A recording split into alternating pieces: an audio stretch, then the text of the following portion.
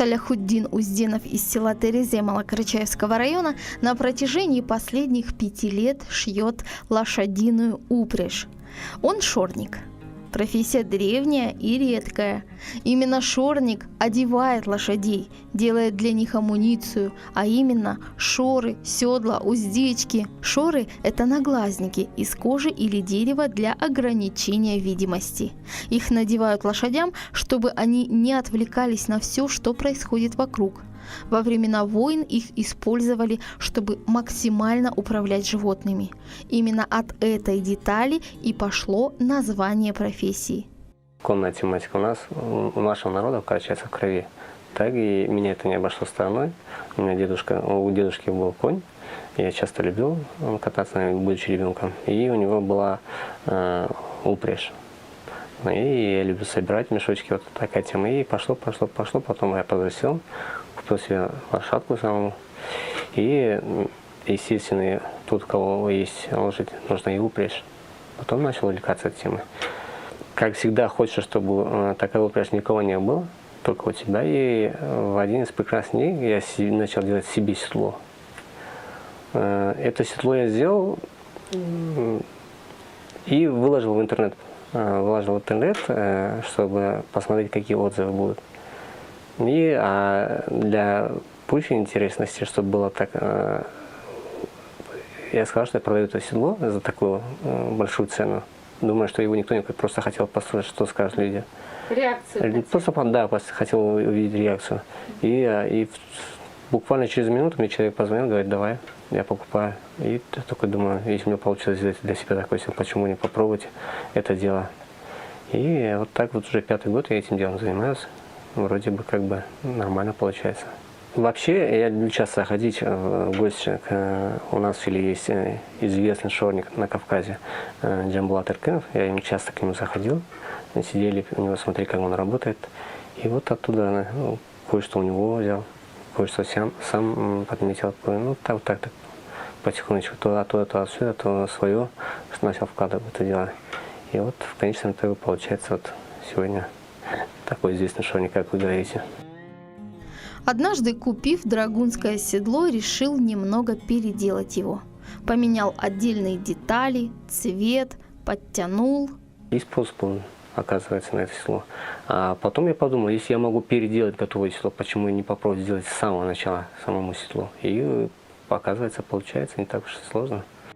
Все так и началось. Практически все изготавливается вручную, рассказывает мастер. Единственный помощник из спецоборудования – это старинная швейная машинка, которую подарил друг. Кожа бычья или коровья. Толщина 3,8, примерно 4 мм. Растительное дубление бывает, химическое дубление, потом комбинированное дубление, химия и растишка. Вообще самым качественным считается растительное дубление. Производство есть российское, есть белорусское, есть итальянское. Разное производство. Это смотря какой клиент и какие запросы. Да. Итальянская кожа, она самая лучшая, но она несколько раз дороже. Но и наша российская кожа особо не уступает для этого дела, для шорного дела. Очень хорошая кожа. Можно пользоваться, можно радоваться. Шорник – это древняя профессия, это уважаемая профессия была. Почему? Потому что это сейчас люди ездят на машинах, а раньше ездили на лошадях, это был основным видом транспорта. И такие люди, которые творили именно из кожи, они были востребованными и уважаемыми людьми. Сейчас тоже иногда бывает так. Греют комплиментами. Вообще основа всего седла – это каркас. Это каркас из металла и древесины. Называется это деталь ленчик. Вообще этот ленчик еще около 100 лет тому назад был произведен. Начали его делать. Вот таком. В народе его называют драгун, драгунское седло. А так это седло называется строевое. На сегодняшний день он очень сильно изменился. В плане чего? В плане качества материалов и чуть-чуть форма тоже поменялась. Конкретно мой ленчик, вот этот ленчик, он вот передние и задние луки чуть пошире, чем на строевом. седле. Для чего это сделано? Для того, чтобы более крупные всадники, им было удобнее сидеть. А насчет удобства для лошадей, это уже нужно конкретно подбирать на каждую лошадь свой ленчик, чтобы не было травм на спине этой лошади. И также именно на этом ленчике сделано специально вот такое приспособление, ручка. Для чего? Там две цели. Первая цель это, чтобы удобно было садиться, чтобы держаться, да? И вторая цель это чисто визуально красиво. Многим это нравится. Вот так примерно наш ленчик выглядит. Ленчик вы тоже сами изготавливаете? Нет, я ленчик покупаю. Этот ленчик я покупал у одного мастера, который мне нравится, который так качество его нравится. И покупаю. Я только кожей занимаюсь, только кожей. В планах в будущем есть, я хочу сделать ленчик, но не из древесины и стали. Это пока секрет, но есть серьезные планы такие. Навороченный ленчик хочу сделать.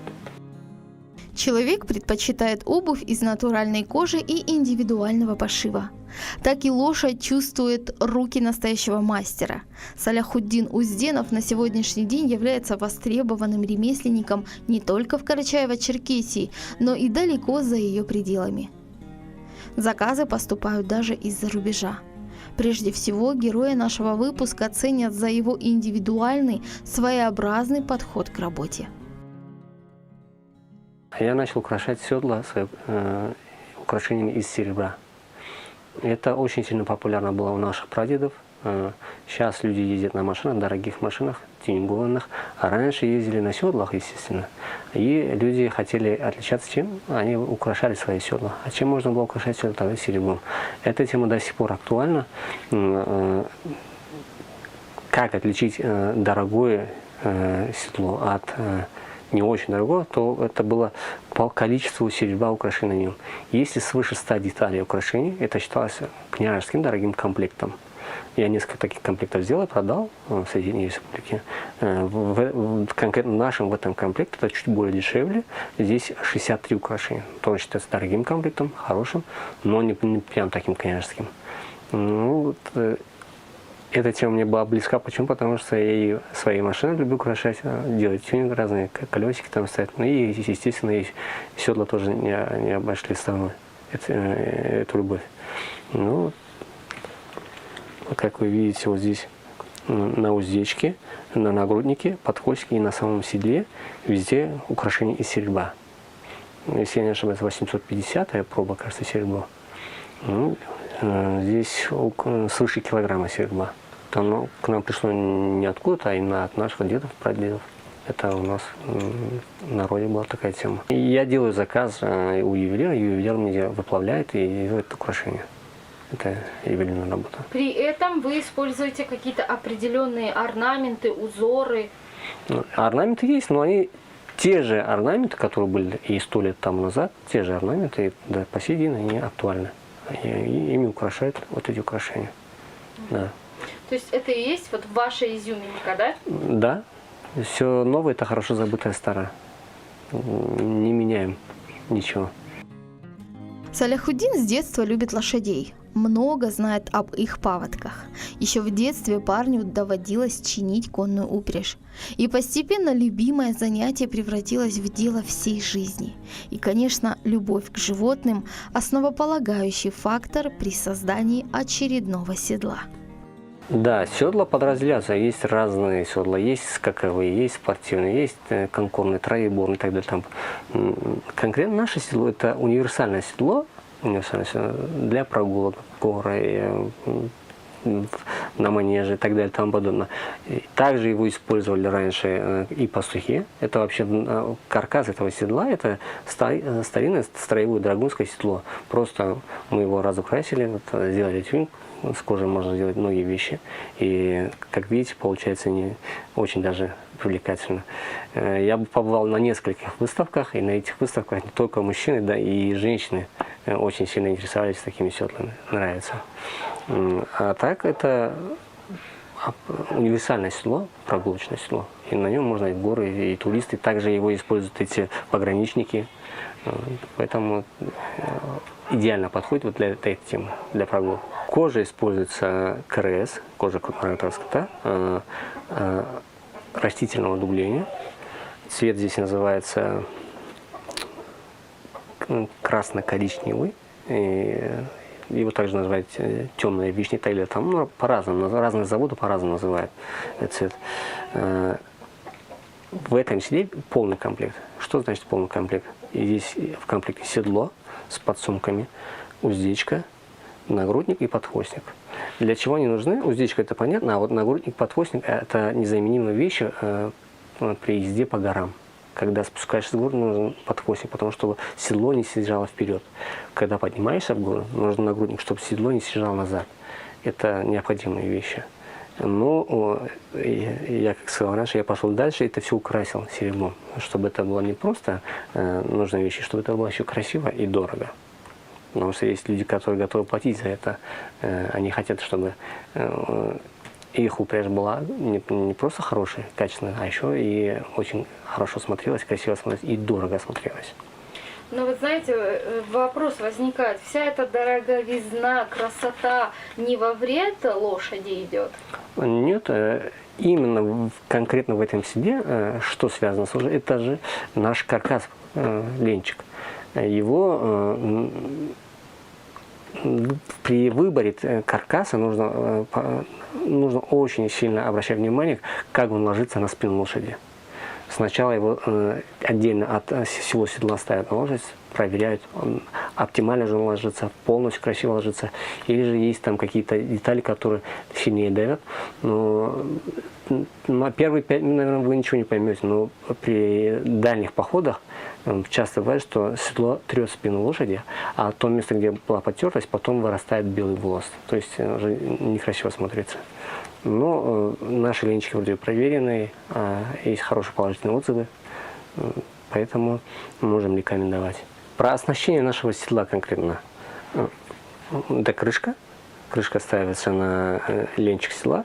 И вот эта часть из мягкой кожи, и под этой кожей специальная подушка из спортивного коврика, 2 слоя. Для чего? Для того, чтобы было очень мягко, удобно сидеть всаднику. Также здесь ручка, она нужна при посадке на лошадь, чтобы удобно было и держаться на нее. Дальше. Вот эта деталь называется подсумок. Подсумки это очень нужная вещь при дальних поездках, дальних походах. Почему? Потому что нужно с собой брать с собой провизию, что-нибудь в этом роде. Конкретно мои подсумки, я их люблю делать в таком виде. То есть я называю эту часть гармошка. Для чего это нужно? То есть в пустом состоянии они собраны и не занимают много места. То есть вот в таком состоянии, компактные. А когда их наполняешь, они очень сильно много могут провизии вместить все. То есть вот такие они большие. Это нужная вещь, полезная вещь, подсумки. Дальше вот такие ремешки, они служат для того, чтобы здесь привязывать груз. Ну, в основном здесь привязывают плащ. Плащ для чего нужен? Если пойдет дождик, нужно же укрыться как-нибудь. Это для этого. Дальше. Вот эта деталь называется путлище. Путлище – это та деталь, которая прикрепляется в стремя. Я сделал так, наварил чуть-чуть, чтобы придумал такую основу, чтобы путлище не болталось. Смотрится красиво, и это достаточно удобно. Вот здесь та же мягкая кожа, и внутри тоже спортивный коврик, чтобы было удобно, мягко. И остается дополнительное оснащение, это уздечка. Мы все знаем, для чего нужна уздечка. Одевается на голову лошади, чтобы управлять этой лошадью. Украшена серебром. Наш нагрудник.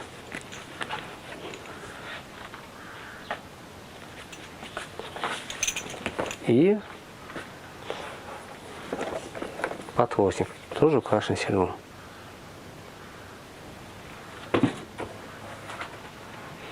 Вот эта деталь, одна из самых больших и самых рабочих деталей, эта деталь называется крыло. Крыло служит для того, чтобы защищать внутреннюю часть ноги от путлища, если можно так выразиться, чтобы не натирало ноги, Вот так. И везде у нас, я люблю украшать кожу тиснением. Это холодное тиснение, вот такой орнамент. Вот, смотрится очень красиво. Отдельно я могу рассказать про наши стремена. Стремена, почему такой акцент на стременах? Потому что это сложная работа и кропотливая. Есть такие стремена у американских седел, western седел, но мы их переделали под свой лад, если так можно говорить. Это железо и обтянутая кожей. Это практично, удобно и очень красиво. Вот такие вот у нас стремена. И прошито все вручную, вот такой ниткой. Это полностью ручная работа, от начала до конца полностью ручная работа. И даже не машинкой прошивали, а именно рукой прошивали. Поэтому отдельно такое внимание этой детали. Это универсальное седло. Оно является максимально удобным как для всадника, так и для лошади. И все-таки, в чем же основной секрет успешного шорника? Несомненно, в огромной любви к делу и в терпении. Конечно, работа шорника кропотливая. Например, чтобы сделать хомут, посидеть придется дня 2, и при этом важно знать некоторые хитрости. Кропотливый труд, если честно признаться, кропотливый труд. Есть такие детали в седле, которые я делаю несколько дней. Вроде бы небольшая деталь, но приходится работать усидчиво. Бывает так, по несколько раз переделываю. Не один, не два, а несколько раз переделываю. У меня был один такой случай, когда вот крышку седла, вот эту часть седла, я 7 раз перешивал. 7 раз, я считал счет. Потом я удивился самому себе. Так что это не такая же простая работа. Я сам любитель, держу лошадку. Это просто неразрывная тема. Вот шорничество и лошадиная тематика. Потому что лошадь без седла как-то не может себе представить. И все от этого началось у меня, из этой темы. У моего деда была лошадь, я еще был маленьким, я садился, он катал меня постоянно. Потом, когда дед скончался, я еще помню, был молоденьким, я собрал всю его упряжь в 2 мешках. Я помню, 2 мешка было, там седла, меда, все собрал и спрятал. Я еще был маленьким ребенком, я то ли 1 класс, то ли 2 класс, такая тема была. И тогда, у меня тогда уже была любовь к коже. Спрятали, чтобы кто-то другой не забрал? Да, чтобы не потерялись, я спрятал, да, они до сих пор хранятся у меня. Это было лет 30 назад. Но вот нынешние седла отличаются сильно? Глобально отличаются, очень сильно отличаются. Я помню, у моего деда было 2 седла, но это старенькие такие седла. Они называются, если я не ошибаюсь, цыганские или так. Ну, дедушка пользовался, и он пас овечек тогда. Я помню. А сейчас это совсем и другие седла, и другой уровень, другое качество. Тогда и материал люди не находили, как сейчас. А сейчас я могу прямо из деталей заказать, уже не выходя из этой комнаты. То есть есть возможность выбора любой кожи, любой детали. Все, что я захочу, просто все зависит от потребностей клиента. Ну, скажу такую фразу: терпение, труд, все перетрут. Здесь терпение нужно обязательно, а там уже конкретно какие-то моменты уже нужно просто знать их. Там в этом деле обязательно нужно лекало. Почему? Потому что ты можешь на фантазию резать, но это очень сложно. А так и эти именно конкретные места, конкретные детали можно спросить любого шорника, он тебе объяснит, покажет. А именно совет тем, кто хочет заняться этим делом, это, конечно, терпение. Терпение обязательно. И желание. И желание это обязательно, без желания никак. Желание это обязательно. Но вообще в целом сложно. В целом, да. В целом, да. Если было бы это так легко, все бы занимались этим делом. Надежного мастера ищут, его контакты передают как сокровище. Работа нелегкая, но очень нужная. Кроме профессиональных навыков, Саляхуддин Узденов любит и понимает лошадей. Остается всегда в курсе специфики их службы людям и осознает свою ответственность за качество упряжи. И это самое главное.